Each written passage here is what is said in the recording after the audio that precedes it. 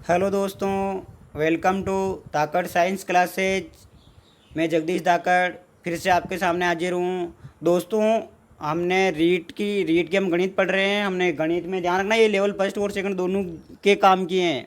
आप ये मत सोचना कि सेकंड सेकंड काम किया जाए, क्योंकि हम इसको बारीकी से पढ़ रहे हैं और लगभग सिलेबस कॉमन ही है, ज़्यादा कोई अंतर नहीं है इसमें। तो इधर ध्यान देना दोस्तों। हमने जो रेखा कोण पढ़ लिया, त्रिभुज पूरा कर लिया, उनके मैंने अभ्यास प्रश्न भी कल करवाए। और भी जो आपको अभ्यास प्रश्न करने हो ना, तो आप कोई अच्छी सी बुक लेके उससे करें, और जो नहीं आता है ना उसको कमेंट कर देना, मैं आपको क्या करूँगा उसका उत्तर दूंगा। दोस्तों इधर ध्यान देना, आज जो हम अगला टॉपिक स्टार्ट, तीसरी मिनट के अगले टॉपिक हैं, ध्यान रखना। हमने रीड में 3 नंबर की तैयारी कर ली अब तक, यानी कि 6 घंटे हैं हमारे यूट्यूब पे जो वीडियो डाल रहे हैं। 6 घंटे में हमारे 3 नंबर मिल जाएंगे हमें आराम से, कोई नहीं रोक सकता 3 नंबर को। आप एक बार अच्छे से वीडियो को देख लेना, फिर जो मैंने अभ्यास प्रश्न कराया वो कर लेना, फिर बुक से प्रैक्टिस कर लेना। आपके 3 नंबर कहीं नहीं गए रेट में, और 3 नंबर रेट में सिलेक्शन के लिए बहुत इंपॉर्टेंट होते हैं, पता है ना आपको ये चीज़। तो दोस्तों इधर ध्यान देना। आज हम चतुर्भुज की बात करते हैं। देखो नाम से पता चल रहा है, त्रिभुज में क्या हमने 3 शीर्ष बनाए थे, यानी 3 रेखाखंड बनाई थी। चतुर्भुज में 4 रेखाखंड बनेगी। तो इधर ध्यान देना, मैं क्या कर रहा हूँ, यहाँ पे 4 बिंदु लगा रहा हूँ। मैंने पढ़ा दिया पहले। देखो बिंदु, ये क्या किया, देखो ये ए बिंदु है मेरा, ये क्या है मेरा बी बिंदु है, ये मेरा सी है, और ये कौन सा है, डी है मान लो। ठीक है दोस्तों, तो इधर ध्यान देना दोस्तों। अब मैं क्या करता हूँ, इस बिंदु से ध्यान रखना, ये मेरा बिंदु है ना, इस इन दोनों बिंदु को मिला दूँ मैं। और ध्यान रखना, इससे मैं इस बिंदु को मिला दूँ, और इससे मैं क्या करूँ, इस बिंदु को मिला दूँ, और इससे मैंने देखो इस बिंदु को मिला दिया। ठीक है ना दोस्तों, मैंने क्या किया, देखो इस बिंदु के जो जोड़े पे बैठा था ना उसको मिला दिया। अच्छा एक मिनट, इसको ध्यान से देखना, क्या मैं इसको और इसको भी मिला सकता हूँ क्या? बिल्कुल, इसको और इसको भी मैं क्या कर सकता हूँ, मिला सकता हूँ। तो इधर ध्यान देना दोस्तों, मैं क्या बोल रहा हूँ कि 4 रेखाखंडों से समतल है। देखो किस पे बना रहे, बोल्ट पे तो बना रहे। एक बार तो रीट में फर्स्ट लेवल में तो ऐसा प्रश्न आ गया है कि निम्न में से समतल का उदाहरण है। देखो ऑप्शन क्या क्या थे, कांच, गिलास और कागज, ऐसा कुछ उदाहरण था, तो उसमें कागज वाला ऑप्शन सही था। तो ऐसे ही प्रश्न आ सकते हैं, देखो ठीक है ना दोस्तों। तो इधर ध्यान देना, देखो ये क्या है मेरा ए बी सी डी, मैंने एक चतुर्भुज बना दिया। चतुर्भुज क्यों बोला, क्योंकि इसकी देखो भुजा गिनो, 1 2 3 4 भुजा इसमें, इसलिए क्या बोल दिया इसको मैंने।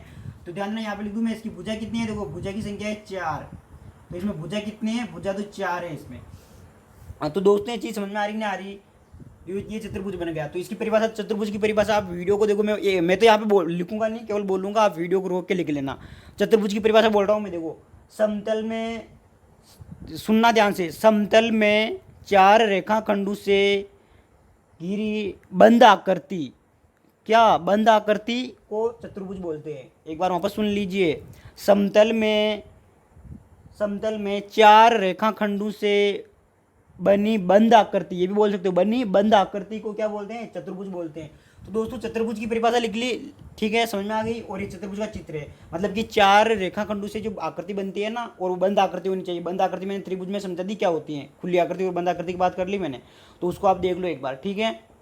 अब ध्यान देना इसमें, देखो इसमें भुजा कितनी है, 1 2 3 4 भुजा लिख दिया। अब इसमें कोण कितना बन रहा है, देखो मैंने बताया था ना, एक बिंदु से अगर 2 किरणें निकलती है, एक बिंदु है उससे 2 किरणें निकल रही है ना, तो क्या बनेगा, वो कोण बनाएगी। तो देखो ये एक बिंदु है और ये 2 किरणें निकल रही है, तो ये कोण बन जाएगा मेरा, ये कोण बन जाएगा, और ये कोण है, ये कोण है। बताओ इस ये कितने कोण बने, 1 2 3 4, 4 कोण ही बने ना। तो यहाँ पे मैं लिख दूँ कोण कितने हुए, एंगल हमारे पास एंगल हुए 4, कोण कितने हो गए दोस्तों, 4। अब ध्यान देना, अब मैं आगे क्या बोल रहा हूँ। अब ध्यान देना, मैंने बताया, देखो देखो इस बिंदु से मैंने, इस बिंदु जो था ना, ये बिंदु था मेरा और ये बिंदु था, इससे तो मैंने इस रेखाखंड को मिला दिया। अब मेरे दिमाग में एक जिज्ञासा उत्पन्न हो रही कि क्या मैं इस बिंदु को और इस बिंदु को मिला सकता हूँ, मतलब मैं बी और डी को मिला सकता हूँ। मिला सकते हो, बिल्कुल मिला सकते हो। तो इससे क्या बोलेंगे, ध्यान देना। तो मैं क्या कर रहा हूँ, इनको बोलते हैं हम सम्मुख। सम्मुख क्यों, क्योंकि देखो इसका मुंह किधर है, इसका मुंह इधर है, और इसका मुंह भी किधर है, इधर है। तो इसका मुंह देखो, सम्मुख का सीधा मतलब होता है आमने सामने। जब हम जीमने जाते हैं ना, तो एक पंगत इधर बैठती है, एक पंगत इधर बैठती है, तो ये पंगत क्या है, आमने सामने, यानी सम्मुख पंगत बैठी है। समझ में आ रही दोस्तों चीज़। तो इधर ध्यान देना, बात यहाँ पे मैं ये कर रहा हूँ कि बी के सम्मुख कोण कौन सा है, तो कोण डी है, और कोण सी के सम्मुख कौन है, तो ए है। सम्मुख का मतलब समझ में आ गया, सामने, सम्मुख का मतलब होता है सामने। तो अब ध्यान देना इधर, तो आप बोलोगे कि सर इस बिंदु को और इस बिंदु को भी आप मिला सकते हो, तो इसको भी मैं मिला देता हूँ। देखो इसको भी मैंने क्या किया, मिला दिया। ये थोड़ा सही नहीं मिला, लेकिन अब ध्यान देना, मैं ये सही मिला देता हूँ। देखो ठीक है दोस्तों, समझ में आ रही है चीज़। अब ध्यान देना, अब आप बोलोगे कि ये मिल गए ना, इनको क्या बोलेंगे, तो ध्यान रखना, इनको ये चतुर्भुज होता है उसके विकर्ण बोलते हैं। अरे आपने देखा होगा, देखो इसको छिपा दो।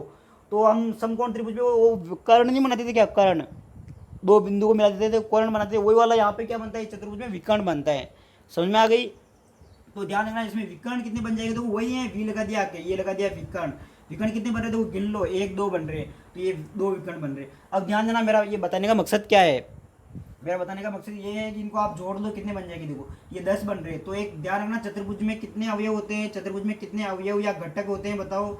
अवयव या घटक होते हैं 10 होते हैं। ये ध्यान रखना, रीट में पिछली बार एक बार प्रश्न आ चुका है कि त्रिभुज में कितने अवयव होते हैं, तो 6 अवयव होते हैं उसमें। ये इसी प्रकार इस बार पे आ सकता है कि मान लो कि चतुर्भुज में कितने अवयव होते हैं, ऑप्शन आ जाएगा 8 9 10 11 12, ऐसे कुछ ऑप्शन आ जाएगा। आपको क्या लगाना है, 10 लगाना है। यहाँ तक की बात क्लियर है। अब आगे ध्यान देना, अब मैं लिख रहा हूँ कि चतुर्भुज के चारों कोणों का योग, यहाँ पे लिख रहा हूँ, देखो मैं चतुर्भुज है, ध्यान देना, देखो चतुर्भुज के चारों कोणों का योग कितना होता है, चारों कोण कौन से, चतुर्भुज में 4 कोण है ना, चारों कोणों, ये लिख देते चारों अंत कोण लिख देते हैं हम, चारों अंत का मतलब होता है अंदर, चारों अंत कोणों का योग कितना होगा, तो चारों अंत कोणों का योग जो होगा ना, ध्यान रखना, ये योग होता है 360 डिग्री, 360 डिग्री, ठीक है कि नहीं दोस्तों। अंतःकोण का मतलब इसका मतलब अर्थात निष्कर्ष निकला, कोण ए प्लस कोण बी प्लस कोण सी प्लस कोण डी बराबर 360 डिग्री आ जाएगा। दोस्तों यहाँ तक समझ में आएगी नहीं ये चीज़, जल्दी से इसका स्क्रीनशॉट ले लो। मैं केवल 5 सेकंड दूंगा स्क्रीनशॉट लेने के लिए, फिर मैं आगे आपको क्या बताऊंगा, त्रिभुज के प्रकार बताऊंगा। तो जल्दी से इसका स्क्रीनशॉट ले लो। तो दोस्तों आपने स्क्रीनशॉट ले लिया होगा। देखो अब तक मैंने बात किया आपको चतुर्भुज के बारे में। चतुर्भुज में मैंने बताया आपको, बताओ चतुर्भुज में भुजा कितनी होती है, चतुर्भुज में भुजा होती है 4, कोण कितने होते हैं 4, विकर्ण कितने होते हैं 2, कुल मिला के अवयव कितने हो गए 10। तो एक चतुर्भुज के निर्माण के लिए कितने अवयव की आवश्यकता होती है, एक चतुर्भुज के निर्माण के लिए कितने अवयव की आवश्यकता होती है 10। चतुर्भुज के अंतःकोण का योग कितना होता है 360 डिग्री, ठीक है, यहाँ तक क्लियर। अब हम बात कर लेते हैं चतुर्भुज के प्रकार की। चतुर्भुज के प्रकार क्या क्या होते हैं इसकी बात करते हैं। तो इधर ध्यान, मैं यहाँ पे हेडिंग लगा रहा हूँ चतुर्भुज के प्रकार, चतुर्भुज के प्रकार, ठीक है दोस्तों, यानी चतुर्भुज का वर्गीकरण, वही बात वाली बात। पहला वर्गीकरण मैं कर देता हूँ इसका, ध्यान रखना, मैं पहला बोल रहा हूँ आयत। ध्यान रखना, आयत की आकृति आपने छोटी क्लास में बहुत पढ़ी होगी आयत की, ठीक है ना। आयत की आकृति कैसी बनती है, ध्यान देना इधर, आयत की आकृति जो बनती है ना, ऐसा चतुर्भुज जिसके आमने सामने की भुजा के माप क्या हो, बराबर हो, ऐसा चतुर्भुज, ध्यान से सुनना परिभाषा, ऐसा चतुर्भुज, ये मैंने आयत की आकृति बना दी। देखो आयत है, आयत का मैंने चित्र बना दिया, ठीक है ना, ये आयत का क्या है मेरा चित्र। अब ध्यान देना दोस्तों मैं क्या बोल रहा हूँ, ठीक है, ये क्या बनाया मैंने, आयत का चित्र बनाया। तो इसमें ये कोण कितना होगा, ये भी 90 डिग्री का होगा, ये भी 90 डिग्री का होगा, ये भी 90 डिग्री का होगा, और ये भी 90 डिग्री का होगा। तो इसको समझना ध्यान से। देखो क्या आप आयत की परिभाषा वीडियो को रोक के लिख लेना। मैं जो भी परिभाषा बोलता हूँ ना, मैं बोर्ड पे नहीं लिखूंगा क्योंकि यहाँ पे समय बहुत लगता है, इसलिए क्या करना, आप वीडियो को रोक के लिख लेना, ठीक है। तो ध्यान देना, इधर मैं आयत की परिभाषा बता रहा हूँ आपको, ऐसा चतुर्भुज जिसकी आमने सामने की भुजा, ऐसा चतुर्भुज यानी 4 भुजा वाली आकृति, ऐसा चतुर्भुज जिसकी आमने सामने की भुजा समान तथा प्रत्येक कोण 90 डिग्री का हो, आयत कहलाता है। आयत की परिभाषा क्लियर है। अब ध्यान देना, अब मैं आयत के अंदर पॉइंट लगा रहा हूँ। देखो बहुत सारे पॉइंट बनेंगे इसमें। पहला पॉइंट तो बन गया, देखो आयत का चित्र तो ये हो गया, पहला पॉइंट तो यही बन गया आयत का चित्र, ठीक है। दूसरा पॉइंट ध्यान रखना, आयत में आमने सामने की भुजा क्या होती है, सम्मुख होती है, ये चीज़ बहुत इंपॉर्टेंट है। देखो आयत लिखा मैंने, ये लिखा आयत है, आप चलो आयत को आप लिख लो, मैं इसको शॉर्ट में बता रहा हूँ। तो पहला पॉइंट लिखना, पॉइंट नंबर पहला लिखना आप, पॉइंट नंबर पहला क्या है, आयत में सम्मुख भुजाएं समान होती है, अर्थात करके नीचे करके लिखना क्या, ए बी बराबर किसके हो जाएगी मेरी, सी डी, वह क्या हो जाएगा मेरा, बी सी बराबर क्या हो जाएगा मेरा, ए डी। तो मेरा पहला पॉइंट क्या है, आयत की सम्मुख भुजाएं, आयत की सम्मुख भुजा मतलब होता है आमने सामने की भुजाएं, आयत की सम्मुख भुजाएं समान होती है, ठीक है। दूसरा पॉइंट जो आता है, आयत का प्रत्येक कोण है, ध्यान रखना, आयत जो है ना, यह तो मैं लिख देता हूँ इंपोर्टेंट पे, देखो आयत है, आयत का प्रत्येक कोण क्या होता है, ध्यान देना, समकोण होता है, समकोण होता है दोस्तों, समझ में आई ये चीज़ होता है। तो मैंने देखो पहला पॉइंट तो लिखा दिया है कि आयत की सम्मुख भुजाएं समान होती हैं। दूसरा पॉइंट मैंने क्या लिखा दिया, आयत में प्रत्येक कोण, देखो 90 डिग्री का बन रहा ना, तो प्रत्येक कोण क्या होता है 90 डिग्री होता है। और तीसरी शर्त बहुत इंपॉर्टेंट है, ध्यान देना इसमें, ये तीसरी शर्त जो है ना आयत के लिए, क्या शर्त है इसकी इंपॉर्टेंट, इसकी इंपॉर्टेंट शर्त ये है कि आयत जो है ना, आयत के विकर्ण, अगर आयत के विकर्ण की, तो आप ध्यान रखना, ये आयत के विकर्ण हो गए, देखो ये आयत के विकर्ण जो है ना, ध्यान रखना, ये विकर्ण क्या हो, बराबर हो, ये आवश्यक शर्तें हैं। रीट में कई बार प्रश्न ऐसा आता है आवश्यक है, आवश्यक नहीं है, कुछ कहा नहीं जा सकता है, कुछ कहा जा सकता है, फिर हवा धुआं कुछ नहीं लगता है, तो इसको भी समझ लेना आप। तो मैंने क्या लिखा है यहाँ पे देखो, आयत में जो है ना, आयत की बात कर रहे हैं हम, आयत के विकर्ण जो होते हैं ना, आयत में लिख देते हैं, आयत में विकर्ण जो है ना, विकर्ण का मतलब समझा दिया मैंने पहले, ठीक ना। विकर्ण क्या होते हैं, विकर्ण विकर्ण समान हो या बराबर हो, ये भी बोल सकते हो आप, बराबर हो ये आवश्यक है, बराबर हो यह आवश्यक शर्त है, ध्यान रखना। कौन सी शर्त है, ये आवश्यक है, ध्यान देना। आवश्यक नहीं है, आवश्यक तो आपको ध्यान रखना ऑप्शन में ऐसे ही मिलेंगे वहाँ पे। अर्थात इसका मतलब क्या हुआ, मैं यहाँ पे लिख दूँ अर्थात, अर्थात इसका मतलब क्या हुआ, इसका अर्थ क्या निकला, इसका अर्थ ये निकला, देखो क्या, आयत में विकर्ण कौन कौन से, ध्यान रखना, ए सी बराबर किसके होगा, बी डी के, ये निकल गया मतलब, ठीक है ना। और चौथा पॉइंट जो आता है इसमें ध्यान रखना, विकर्ण से संबंधित आता है, चौथा पॉइंट जो है वो ये कहता है कि आयत में विकर्ण परस्पर समद्विभाजित करते हैं, ध्यान देना। यहाँ पे केवल समद्विभाजन नहीं बोल रहा, लंब समद्विभाजन की नहीं बोल रहा, तो मैं लिख दूँ समद्विभाजन का मतलब होता है, तो यहाँ पे ध्यान देना, विकर्ण क्या होते हैं आयत में, आयत में मैं लिख रहा हूँ, देखो आयत में विकर्ण जो होते हैं ना, आयत में विकर्ण क्या करते हैं, समद्विभाजित करते हैं, आयत में विकर्ण क्या करते हैं, समद्विभाजित करते हैं। इसका मतलब क्या हुआ दोस्तों, इसको समझना आप। मैंने लिखा देखो, ये याद ना आपने, आयत में जो होते हैं ना विकर्ण क्या होते हैं, परस्पर समद्विभाजित करते हैं, इसका मतलब ये हुआ कि ये बराबर होते हैं, कि मतलब यहाँ से ये जो है ना मेरा ओ ए बराबर होगा ओ सी के, तथा क्या आ जाएगा मेरा बी ओ बी बराबर किसके आ जाएगा, ओ डी के, ये होता है दोस्तों इसका मतलब। समद्विभाजित का मतलब समझ में आ गया, ये होता है समद्विभाजित का मतलब बराबर भागों में बांटता। क्लियर है यहाँ तक चीज।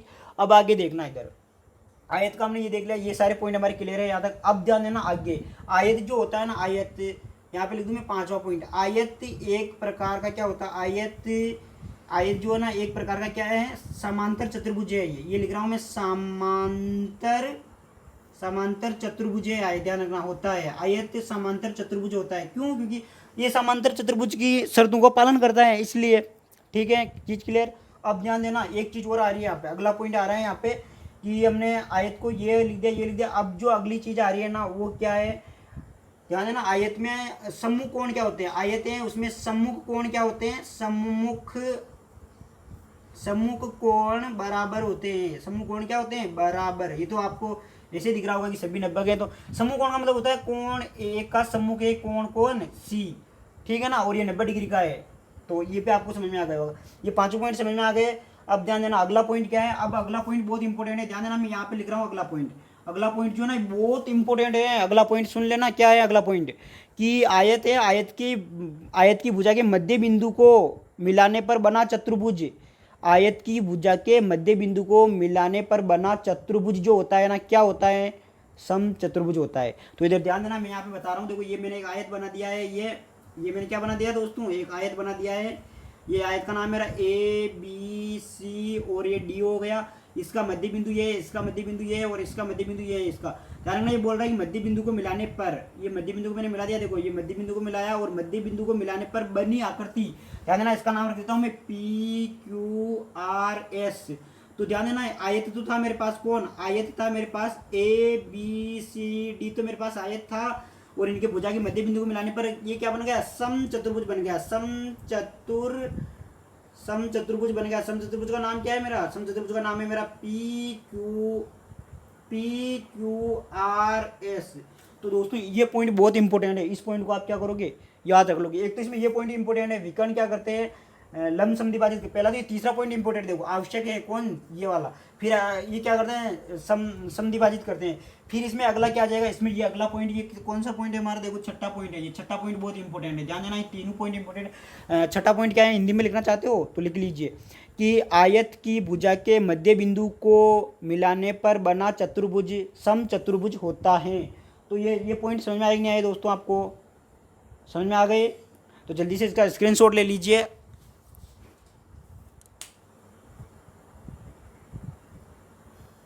तो दोस्तों आपने उसका तो स्क्रीनशॉट ले लिया। अब ध्यान देना, यहाँ पे मैं इसमें थोड़ा देखो, इसमें मैं क्या बता रहा हूँ आपको, इससे संबंधित एक अगली चीज़ आती है, कौन, ये हमारा वर्ग। देखो वर्ग भी आयत जैसे गुण रखता है, इसलिए मैंने इसको साथ में बता रहा हूँ, ठीक है ना।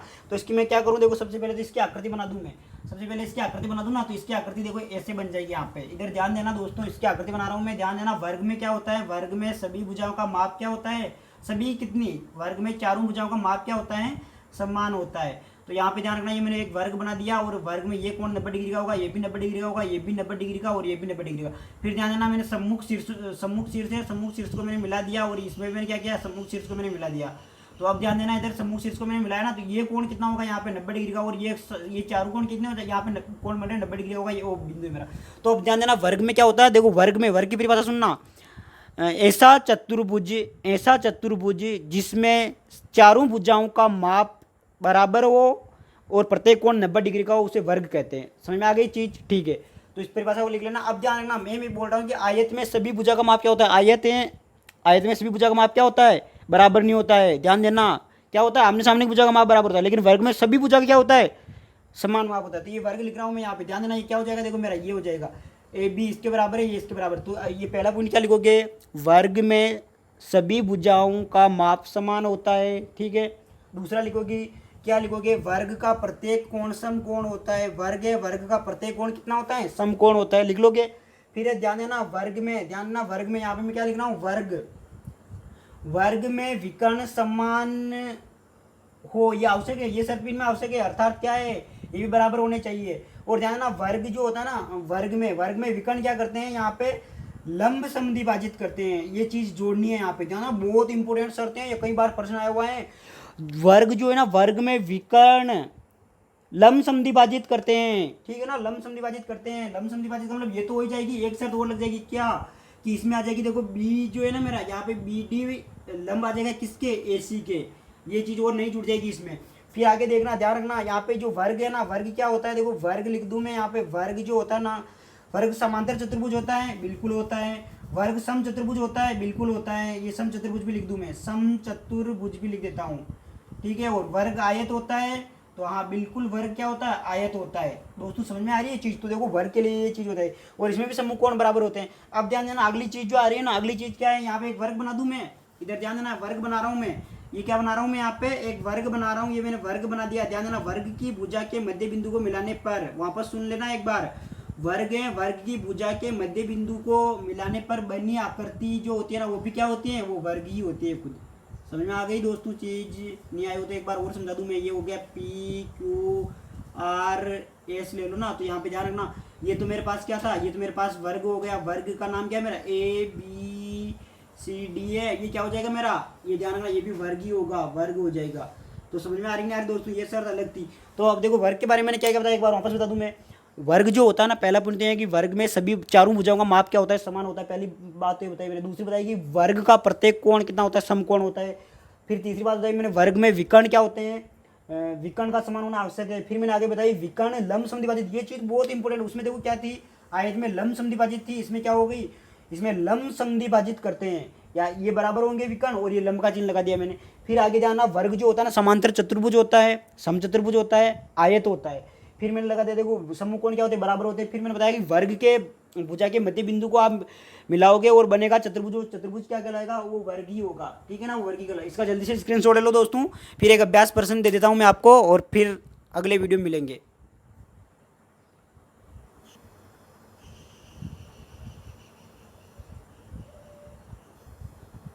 दोस्तों ध्यान दे, अभ्यास प्रश्न। अब हम क्या करेंगे, रोज जितना टॉपिक पढ़ेंगे ना, उससे संबंधित एक या दो अभ्यास प्रश्न जरूर करेंगे।